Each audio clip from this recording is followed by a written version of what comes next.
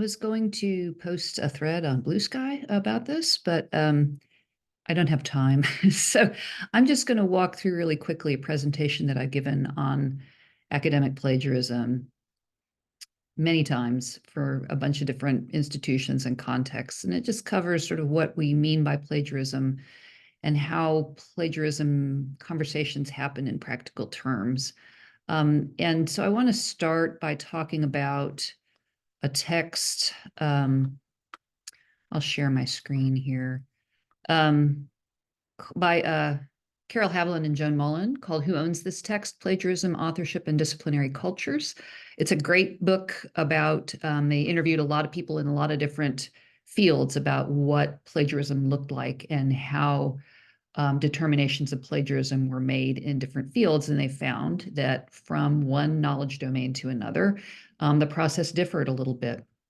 So some of the fields that they looked at were computer science, biology, fine arts, and administration, administrative writing, which is one I like to single out because it is, although it is very different from academic writing, it is endemic to academic culture because the academy has to be administered by people.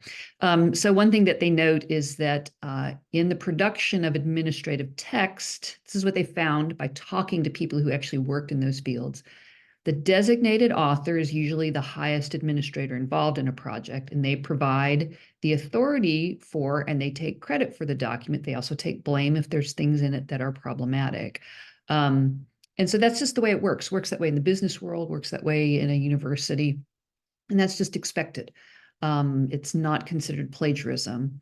So when I give this presentation, one of my favorite things to do is to start by pulling up the plagiarism definition of the institution where I'm speaking. So here, for example, is the plagiarism statement. This is from a few years ago. Texas A&M Commerce had me in, lovely people, and they had just revamped their plagiarism and academic honesty guidelines.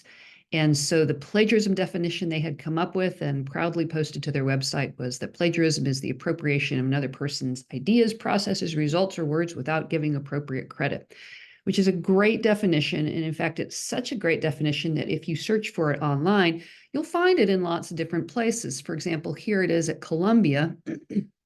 Their Center for Teaching and Learning also defines plagiarism as the appropriation of another person's ideas, processes, results, or words without giving appropriate credit.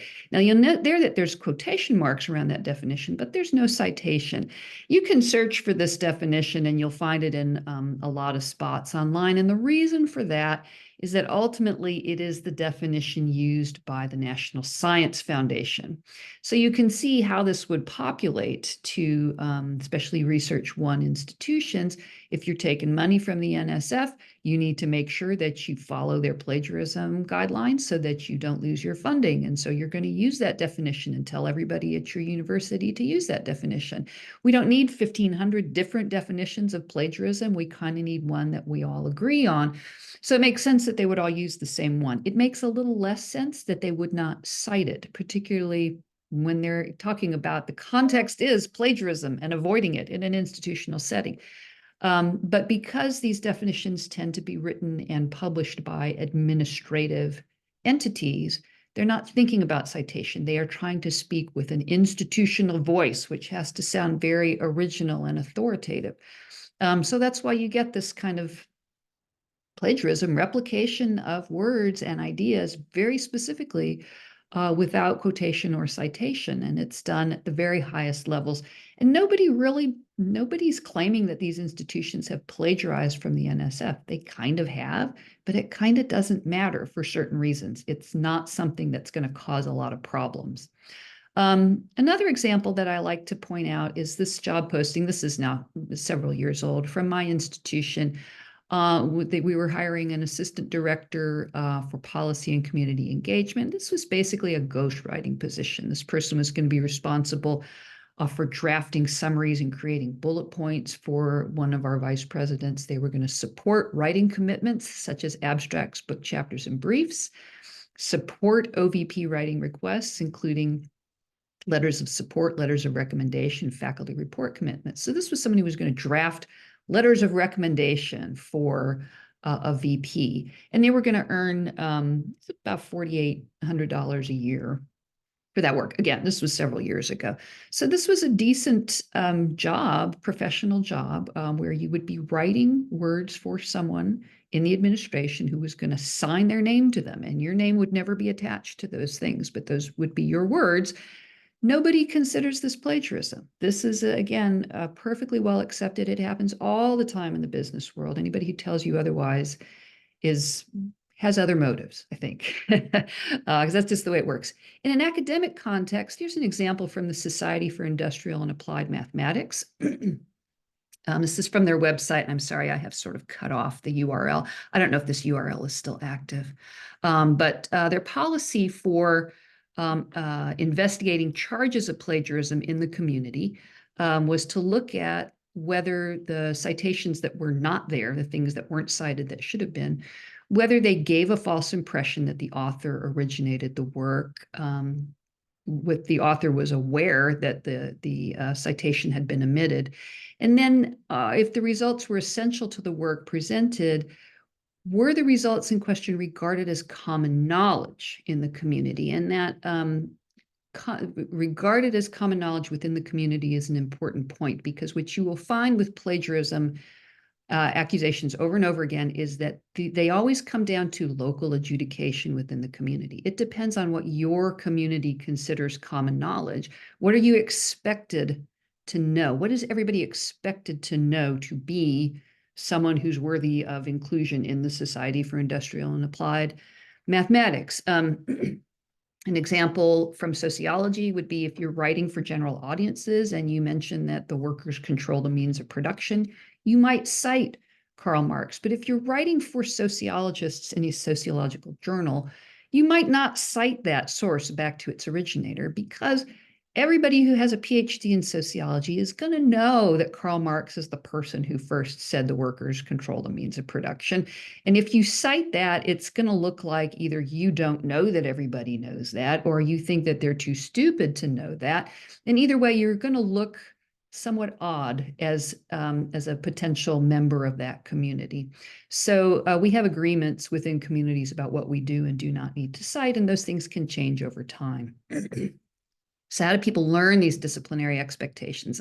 My job is working with faculty who are trying to teach students things, including how not to plagiarize, and how we actually teach disciplinary expectations about citation is really important. What Haviland and Mullen point out is that citation is not just about avoiding doing the wrong thing. Don't use this without, right? So we do a lot of don'ts when we talk about plagiarism. But if you are really teaching this well in a way that students can use, you talk about how you're supposed to be engaging with someone else's work and when you should cite it and why you should cite it. Like what does the citation add to this? What students often lack is an understanding of the disciplinary conversations that they are entering into as they become professionalized in the discipline. And you have to know that in order to understand how citation works, where you bring it in, where you want to bring in other voices besides your own to buttress your argument or to have someone to argue against. The how part is a really cognitively complex task, and there's some interesting cognitive psychology research on what goes on in the brain when we write and all the different things that we have to juggle in our prefrontal cortex. And what you can see in the research is that when you're asked to bring in other voices and cite appropriately, it's really cognitively taxing, and people make mistakes all the time, even when they're really experienced. So Roig had done this study that was really charming because they actually used psychologists as their guinea pigs, and they had them write about topics that were unfamiliar to them. And I'm not talking about, like, they didn't have them write about biology or chemistry. They had them write about fields in psychology that were not their own field in psychology. And they were told to paraphrase. And what they found is that the more difficult the source text was, the more the professors really just appropriated language from it. They plagiarized. 22% of them patch wrote. It was called patch writing, where you lift a phrase or a segment and you plug it in there. And 24% of them distorted the meaning of the source. So you can see that if you step even just a little bit outside your discipline, it becomes very difficult to know how and when to cite appropriately. The why of citation is very seldom explained. And I love the way that Haviland and Mullen state this. We are really big on talking about the punishments for plagiarizing, but the benefits are not really discussed. And the why of the importance of citation to faculty and to discipline, they say it's tacitly held and therefore potentially invisible to students. We don't talk about this. So I'm going to talk about it a little bit more. But think about this. What our current approach to plagiarism teaches students is we tell them never use someone else's words or ideas without attribution. And yet, our official definitions of plagiarism can be taken without attribution from other sources. Our institutions may hire ghostwriters and pay them well. Certainly, if these kids are headed out into the business world, they're going to see words and ideas appropriated by people higher up at the organization than they are, and that's going to be considered normal and not plagiarism. We tell them you have to meet the citation expectations of professional readers like your instructor, but then we outsource judgments about academic honesty to things like Turnitin, this really simplistic software that provides these inscrutable and often incorrect results. I've done some research on that. That's pretty enlightening also.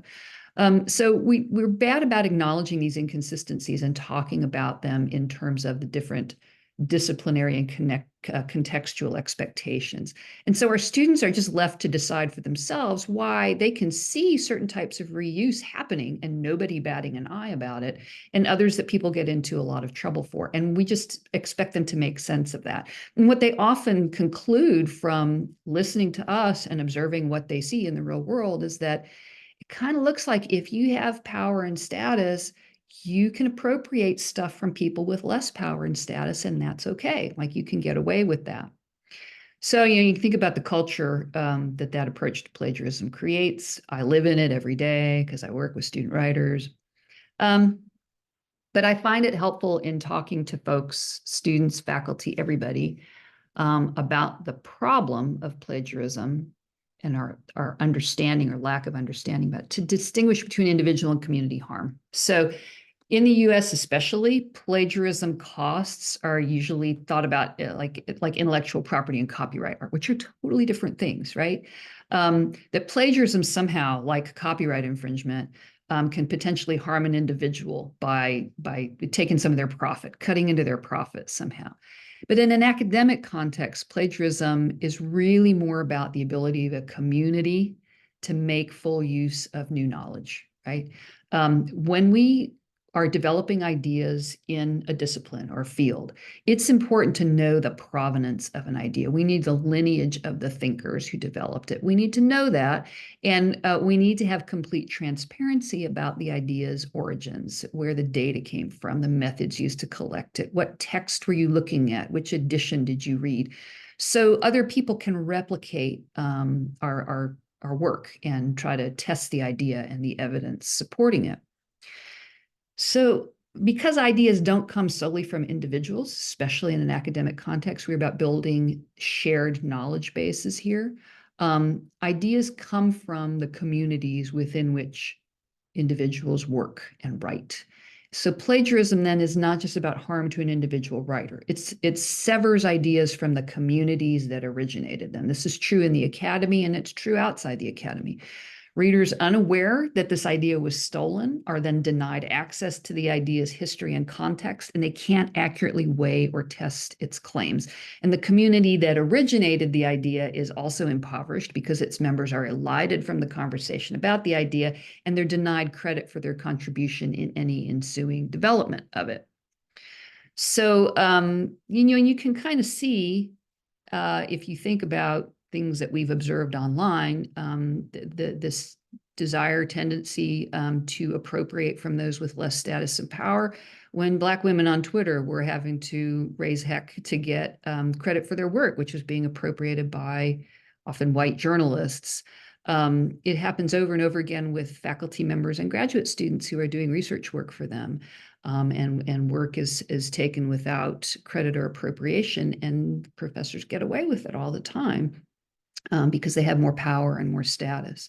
So really, plagiarism comes down to community values, and the types of sharing of knowledge and transparency that are required to build a knowledge base, in order to build the field of chemistry, the field of biology, field of astronomy, history, art criticism. There has to be a mutual trust among people that we are being clear about where the ideas come from and where we're going with them. And that's what citation is really about.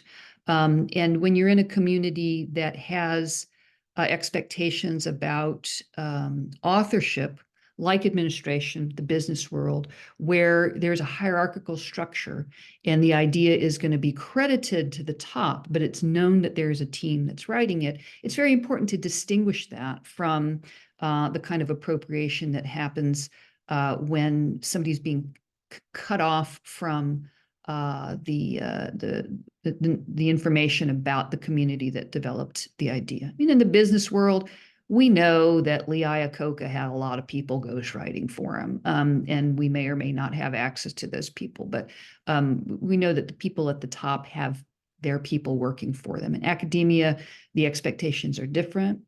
And in administration, academic administration, I think, is the really interesting place to see the conflicts here, because you have both cultures kind of mixed in your presidential offices, and that those different cultures are not often acknowledged as two different things, and so it can look a little bit odd and hypocritical, and we can get, I think, caught in a cleft stick, where we are wanting to hew to the idea that you always do it this way, you never do it this way, but students can tell that we're hiring ghostwriters and copying our plagiarism definitions.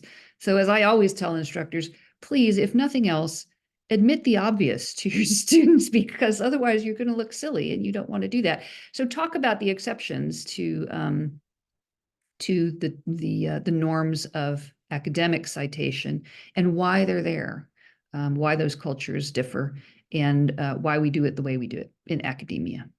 I don't know if that really helps anybody understand what's going on at Harvard, but you can think about status and power as part of the puzzle. And please read Haviland and Mullen's book, Who Owns This Text? It's a fabulous resource. If I can get the link, I believe there's an open access copy. I'll look for the link, pop that into the comments. Okay, that's all I have to say.